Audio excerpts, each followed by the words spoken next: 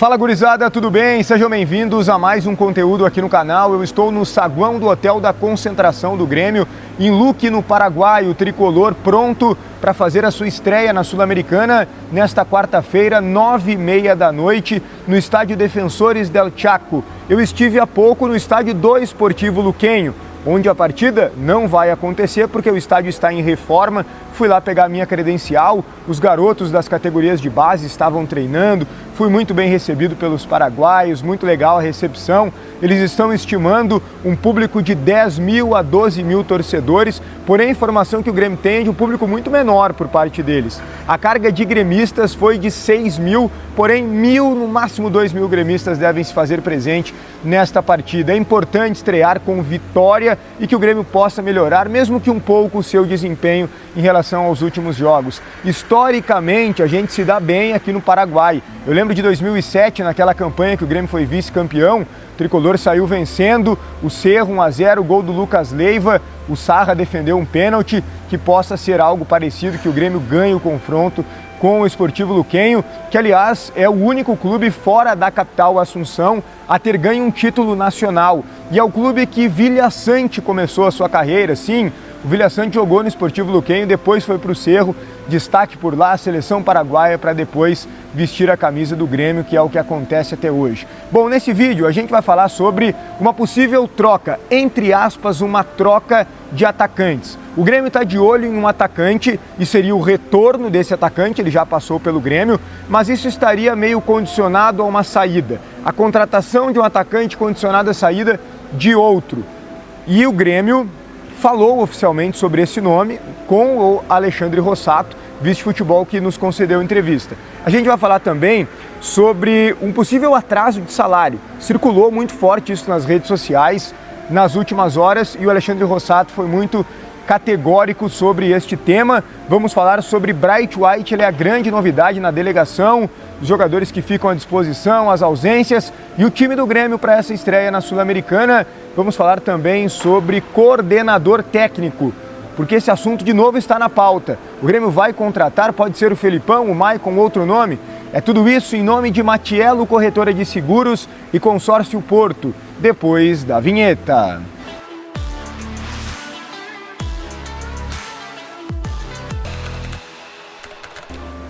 Muito bem, pessoal, antes de tudo, deixa teu like no vídeo, te inscreve no canal, ativa as notificações, deixa tua opinião aqui nos comentários. O Consórcio Porto é para tu realizar o teu sonho de trocar de carro, de comprar um terreno, uma casa, um apartamento, com parcelas reduzidas, eu diria bem reduzidas, 40% a menos até a contemplação. Fala com o Matiello no telefone que está na tela, não perde tempo, realiza o teu sonho com o Consórcio Porto. Bom, gente, o primeiro ponto que eu quero abordar com vocês é em relação ao jogo. O time do Grêmio que venceu o Atlético Mineiro, os titulares devem ir a campo, ou seja, a repetição da escalação com o Igor Serrote na lateral direita, mesmo que ele tenha sido substituído no intervalo. Ele deve começar o jogo, o meio-campo com 3 volantes mais uma vez. A diferença deve acontecer em relação ao posicionamento. O Vilha Sante jogando em linha com o Camilo e o Edenilson sendo o homem mais adiantado. O Quinteiros não abre mão dos pontas, os extremas. Então, Amuso por um lado, Kiki Oliveira por outro. Mesmo que o Bright White esteja relacionado, o Arezzo é quem deve começar o jogo. Essa é a tendência. A informação que colhemos aqui nos bastidores é que o Bright White suporta jogar até 45 minutos. De tanque cheio, 30 minutos. Então ele vai entrar no segundo tempo, muito provavelmente para jogar um tempo bem considerável. Bom, além disso, quero abordar com vocês que o Jorge, goleiro recém-contratado, está aqui com a delegação e o Aravena também está de volta, já recuperado há algum tempo, mas ficou fora de alguns jogos pela relação dos estrangeiros. Lembrando que a Sul-Americana não tem limite de estrangeiros, então o Aravena tranquilamente está aqui para ser uma alternativa. Quem não está é o Rodrigo Eli, suspenso, e também o Cuejar, que se recupera de um desconforto muscular, está sendo preparado para o jogo do final de semana contra o Ceará fora de casa pelo Campeonato Brasileiro. E por falar em Cuejar, circulou nas últimas horas que o Grêmio estava devendo valores ao Cuejar, devendo valores ao Cristaldo, e esse tema foi colocado na entrevista coletiva para o Alexandre Rossato, vice de futebol do clube, e ele foi enfático ao dizer que isso não é verdade.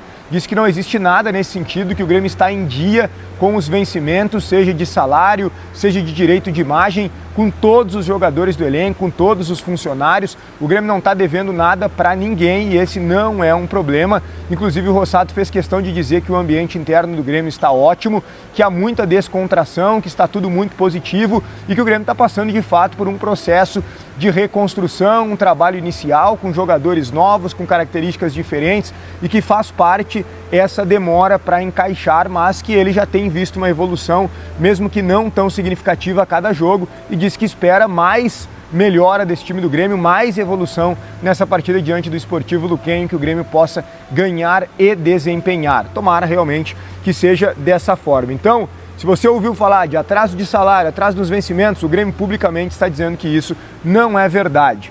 Olha só, e o coordenador técnico, Felipão, poderia voltar ao Grêmio, agora ele está disponível, disse isso com todas as letras na entrevista que concedeu ao Duda Garbi, ou então o Maicon, ou outro jogador, um outro ídolo do Grêmio.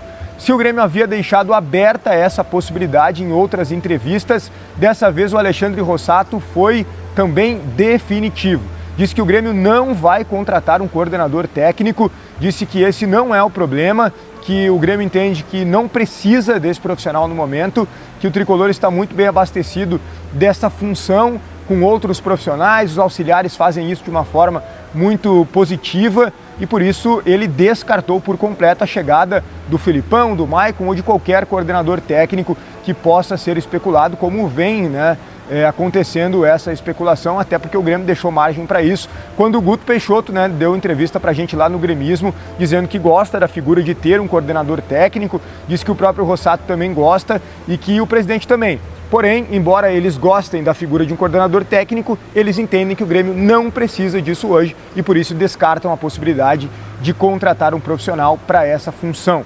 Bom, olha só, que história é essa de troca, entre aspas, de atacantes? O Cariel Dornelles trouxe a informação que o Grêmio está monitorando, e esse é o termo, monitorando o Biel. E se está monitorando, obviamente está interessado no Biel, atacante que jogou no Grêmio na Série B. Jogou no Bahia e jogou em outros clubes, Antes do Grêmio ele jogou no Fluminense, revelado lá na base do clube carioca. E em fevereiro desse ano ele foi vendido pelo Bahia ao Sporting de Portugal, aliás, um valor bem significativo. E agora o Cariel dá a informação de que o Grêmio está interessado nesse jogador, que não realizou nenhum movimento, sequer uma sondagem, mas que está interessado e monitorando a situação dele. Porém, Cariel também informa que o Grêmio só faria um movimento para contratar o Biel, ou seja, um ponta. Ele não se encaixa naquela busca do Grêmio por um meia que atue pelo lado, é um ponta porque um outro ponta poderia sair e esse jogador é o Pavon. E eu consegui colher alguns detalhes disso aqui nos bastidores do Grêmio e recebi que o Pavon recebeu uma consulta no início do ano do Tigres, do México, porém não avançou, ficou na base da sondagem apenas, não avançou para uma negociação. Porém, o Pavon hoje é um jogador extremamente negociável, esse é o status dele. É claro que o Grêmio não vai dispensar doar o Pavon, precisa ter uma proposta minimamente significativa, mas ele é um jogador extremamente negociável por aquilo que não apresentou, por não ter aproveitado as oportunidades da maneira como o Grêmio esperava, como a comissão técnica esperava. Então, uma saída do Pavon, ela é algo visto como bem possível e, se caso confirmar, na metade do ano, quando a janela abrir, o Grêmio poderia fazer uma tentativa pelo Biel. Porém, essa é a informação do Cariel, porém, publicamente, o Grêmio nega o interesse pelo Biel, o que a gente sabe também que é extremamente normal não falar publicamente sobre jogadores que interessam para não atrapalhar o mercado, cria o interesse de outros clubes também e acaba dificultando a negociação. O Grêmio atento para contratar, para reforçar ainda mais, agregar qualidade ao elenco, beleza?